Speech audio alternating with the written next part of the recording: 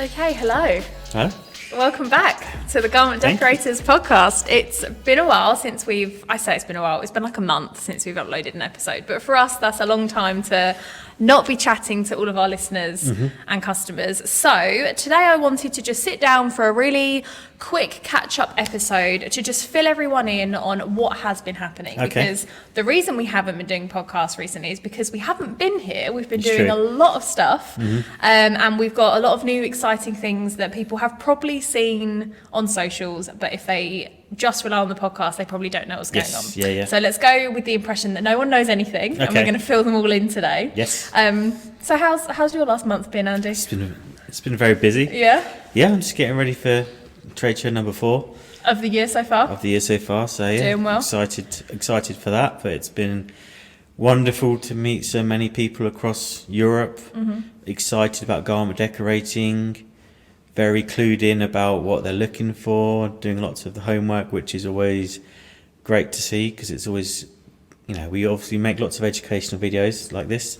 But it's good to know that people are taking their time to make informed decisions and grow their business in a logical and scalable way without, rushing too fast and making mistakes, but actually taking the time, thinking about it, being sensible. It's good. I think you're so right. Everybody that we've spoken to at the events we've been to recently, they've all known more about what they want when they approach us, which is such a nice feeling rather than having to do like the introduction spiel of this is what a heat transfer is. You can actually have conversations that benefit them as a business. So that has been brilliant. So firstly, we had Seaprint, first big trade show of the year for Stahls Europe. Yep. First look of the new stand for many, Yes. which looks pretty damn good, if I say so myself. And that was an interesting one for me because it was my first abroad trade show, which it was very interesting seeing the needs and demands of customers that aren't necessarily our direct consumers here in the UK, but seeing, like you said, that customers have very similar questions, similar issues, and it is very much a global thing. So everything we do here online from an education point of view helps all of them. So that was really, really reassuring. And obviously we got to work closer with the Europe team, which was really good. So how did you find? I thought it was great. I thought that the interesting thing, like you say, was that the similarities between US and UK and European customers is a lot closer than perhaps people might give it credit for. I think that the questions that are asked are quite similar. Yeah. The approach that people are taking with regards to education is similar. But there's a lot of that kind of entrepreneurial spirit that we perhaps typically associate with the US.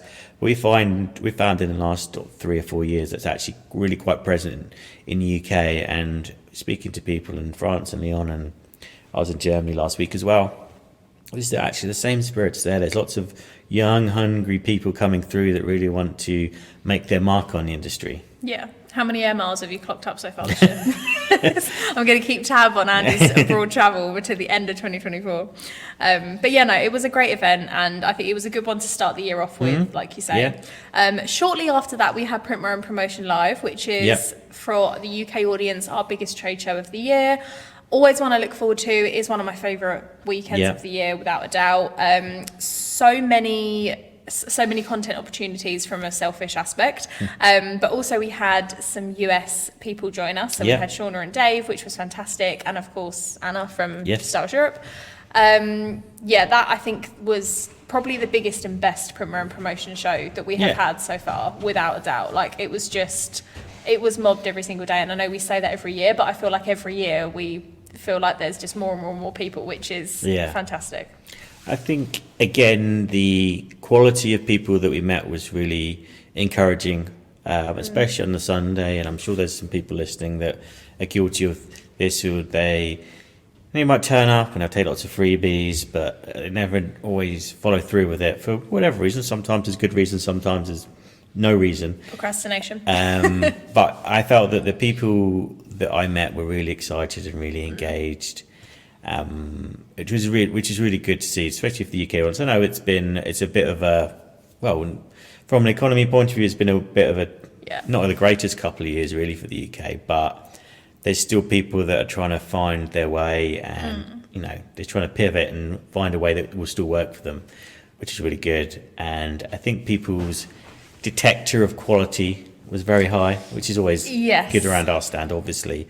But I think that people's understanding of the market and what to look for, because there's a lot of, noise in the industry. But I also thought it was a really nice event from a kind of community point of view. Okay. The people that came to the stand, but also the other exhibitors, I thought did a fantastic job as well of really enthusing people. And they've been doing this throughout the year, but on their stands, I thought there was a lot more energy and a lot more things going on, some really exciting new products that were being released. I just thought there was a real sort of palpable excitement around the event this year.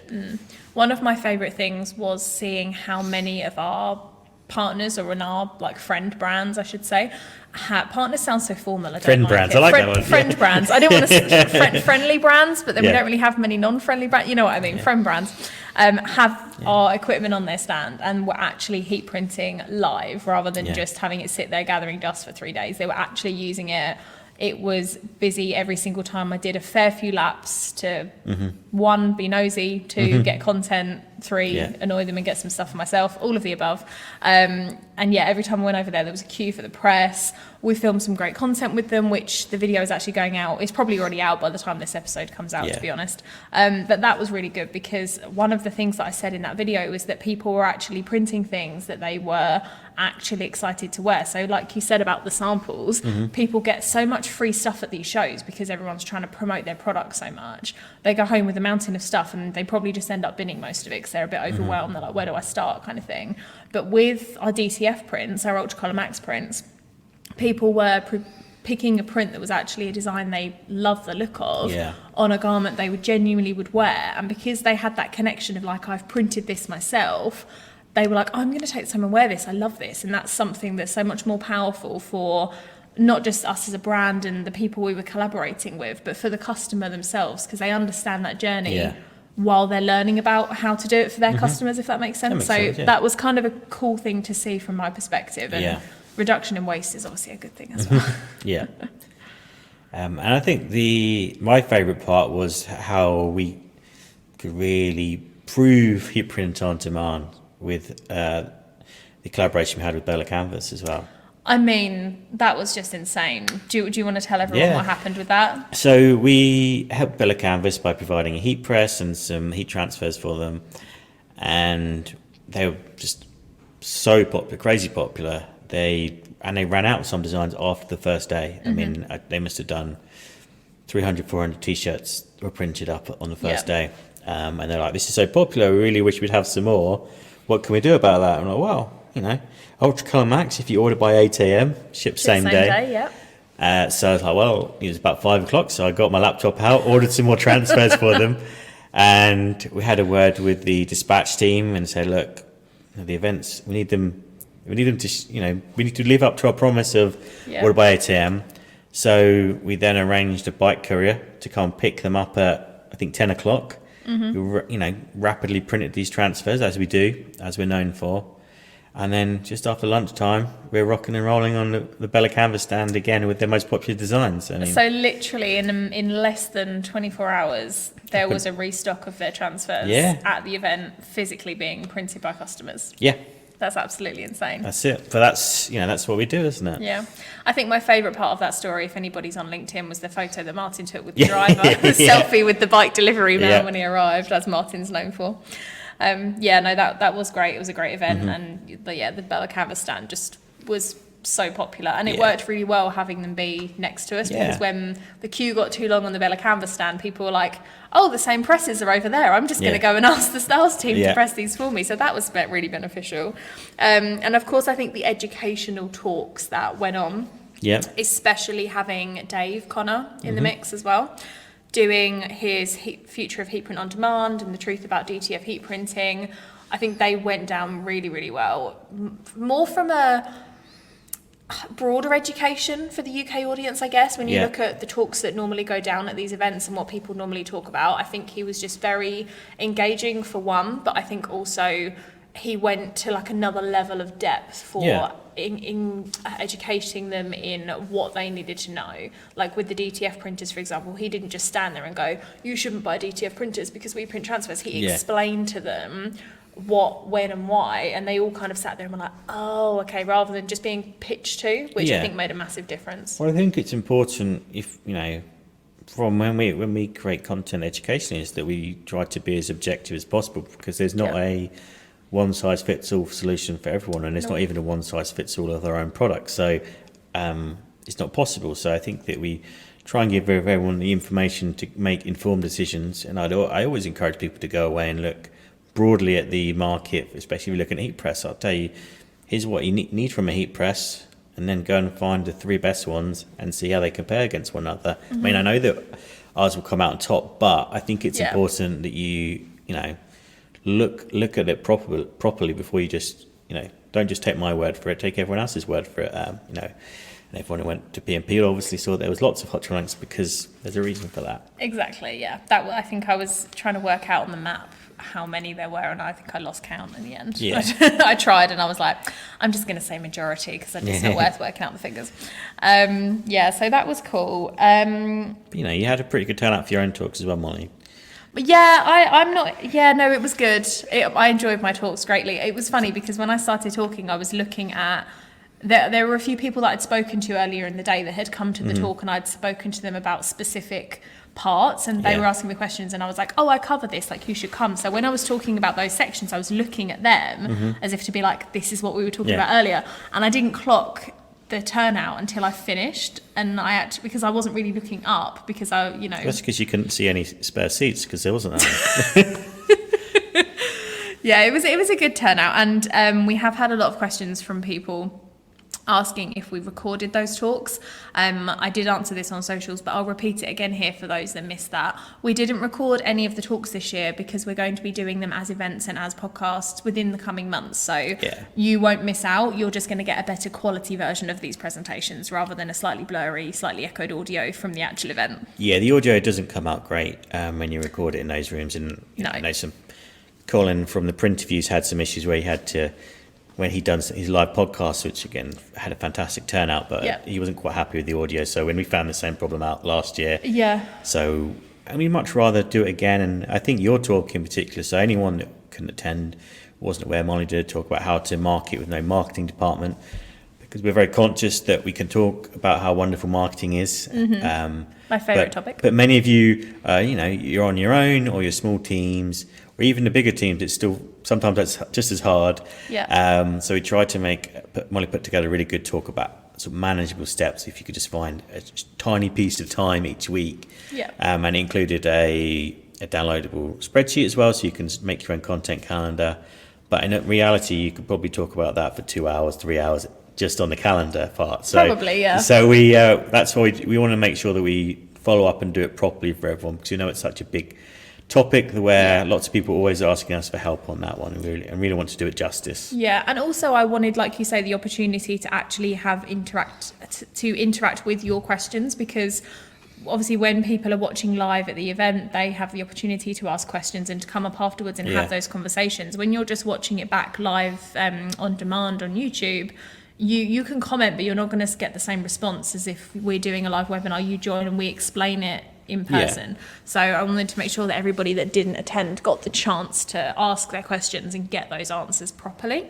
We will do, I will do mine, Andy will do his presentation, and then we'll get Dave to, I have already recorded a version of Dave's, but I'm hoping to get him to do it live for us, because he's good at webinars, isn't he?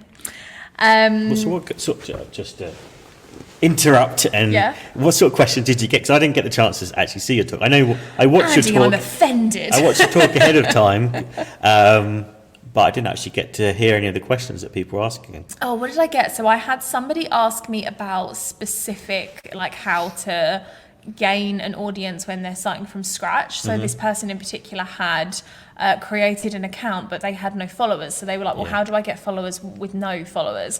So I said, well, first things first, you need to make sure, even if you have 0 followers, post like 5 or 6 things, because if you're promoting your page and then people come back to you're like, oh, I'm on Facebook, and then they find your page and there's nothing on there, they're going to be like, oh, this isn't legit. Whereas if there's already a few things on there, even if they have no likes and you have no followers, if they're relevant to your business and they're informative and funny or whatever you want them to be, they'll be like, oh, I've landed on the right page, I'll give that a follow. And that's how it starts, right? So you need like a base. It's like launching a website with no content. Like you physically can't do that. So that was one question. And then obviously the advice that followed that was about engaging with other accounts, following people you thought were relevant.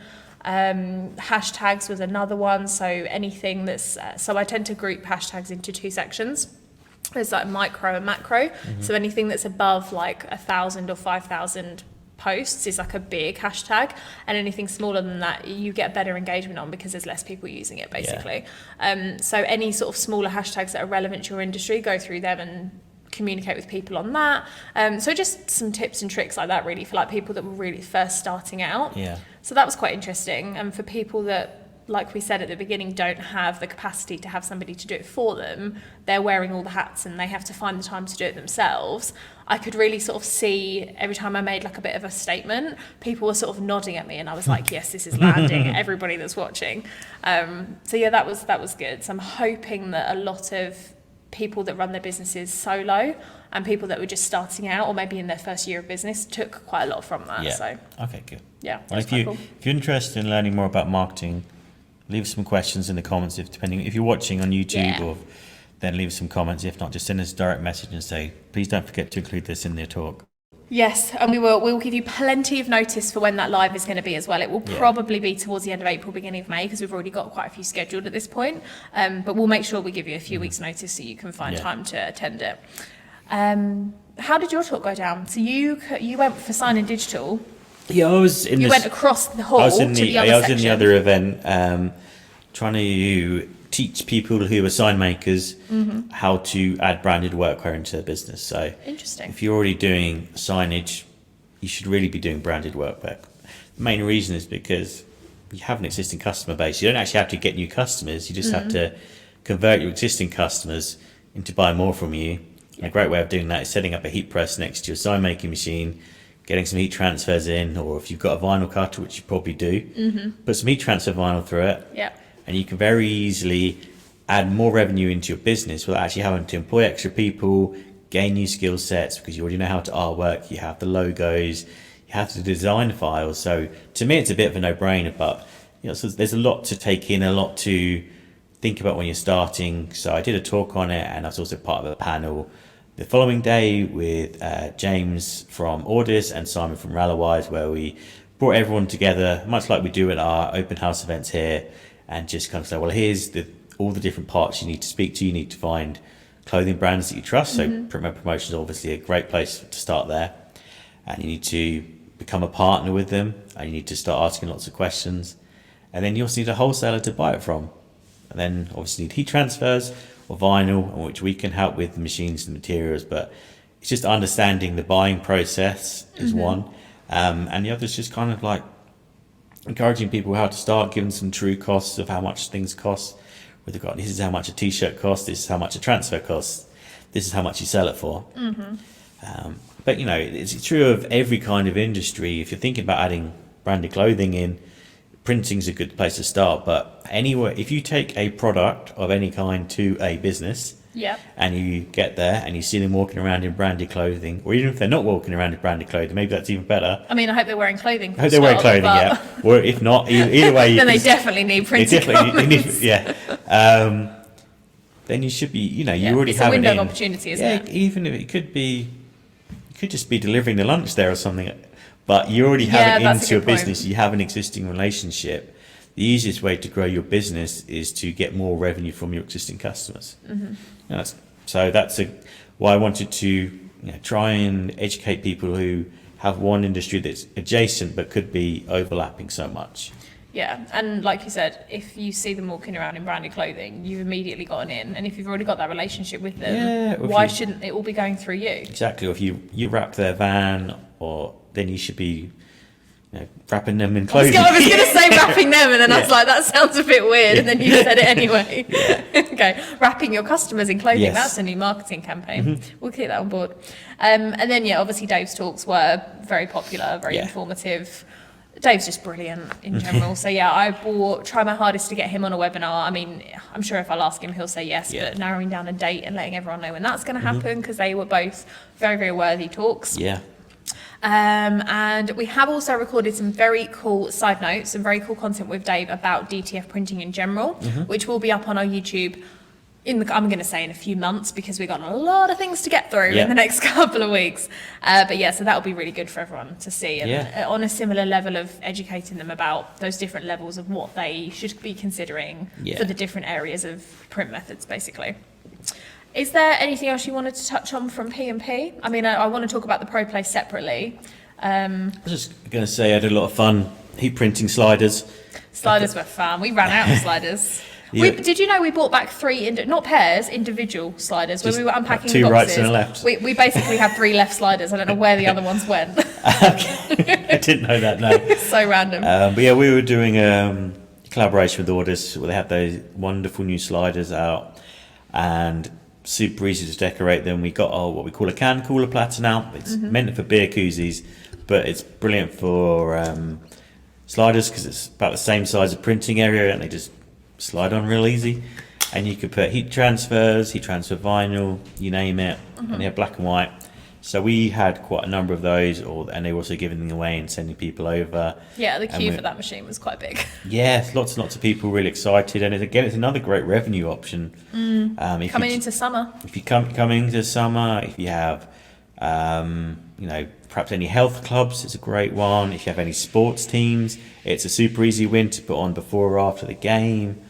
I learned that dance schools wear sliders and they put them over their ballet shoes when they go into events. I never did that when I was at dance school. I feel cheated. But I guess that keeps your dance shoes nice and clean and tidy in between competition. Molly 10 years ago was really annoyed now that I didn't get to wear sliders. Yeah, so anyone that's listening that has dance or cheer customers, that would be another great use for them.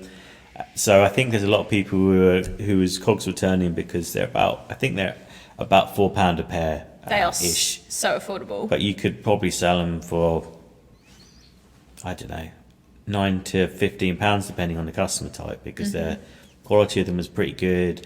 They don't mark up at all under the heat press. If you put personalisation print on them, you can add an extra. Yeah, so great for the summer. Probably great personalisation gift coming up, even thinking towards Christmas as well. Yeah, I mean, you could always talking about summer, if you're going to buy the can cooler platen, which they are on pre-order coming back very, very soon because they were so popular after the show. Yeah. But we have got more coming. If you're going to buy a can cooler and you're going to print sliders, why not print can koozies as well? And, coming into summer, it's going to be needed with all those cans of Coca-Cola and 7-Up and other fizzy drinks are available. That's it. So, yeah. Another great additional revenue source for your business. So yeah, it was a good event. It was probably one of my favourite P&Ps that we've done. Yeah. Yeah, I feel like we just had everything going on and it was brilliant. Yeah. What else was I going to mention? The Beachfield stand, that was really cool, the way they were printing their beanies. And of course we had Dry printing polyester tops with no scorch marks with the auto, which was fantastic. I think people's eyes were kind of popping out the head a little bit when they said what the material was, and then they held it up and they were like, there's nothing on it apart from transfer, obviously. So yeah, good activations, good talks, good customer conversations. It was a good event in general. Yeah, thank you for everyone who listens that came by. Yeah, we had a few people come by, say that they had the podcast. Yeah, fully appreciate that. And of course, the ProPlace.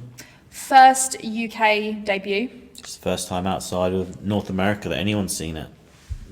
Even more of an exclusive. It was pretty good. It was on the front corner of the stand, so the second you walked through the door, that was like the first thing you saw on the stand. Yeah. And it looked cool. Yeah. It drew a lot of attention. Most of the crowds were clogging that part of the aisle. Every time someone tried to get past, there were just layers of people. Yeah. I think poor Shauna just spoke about the ProPlace 24/7 for the entire event.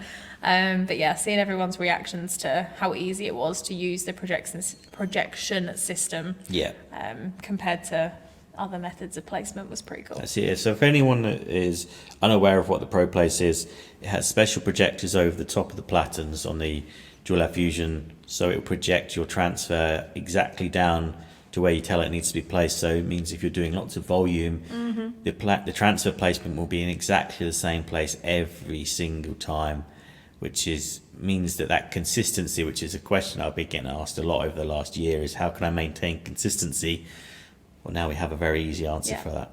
And it automatically does it for you, doesn't it? So just so everyone's completely clear on how it works, you pick the platen size and tell it the placement, and it will project it for you. So it's not even like it throws it up on the screen and you have to move it to where you want it on the t-shirt. Like, it literally does everything for you.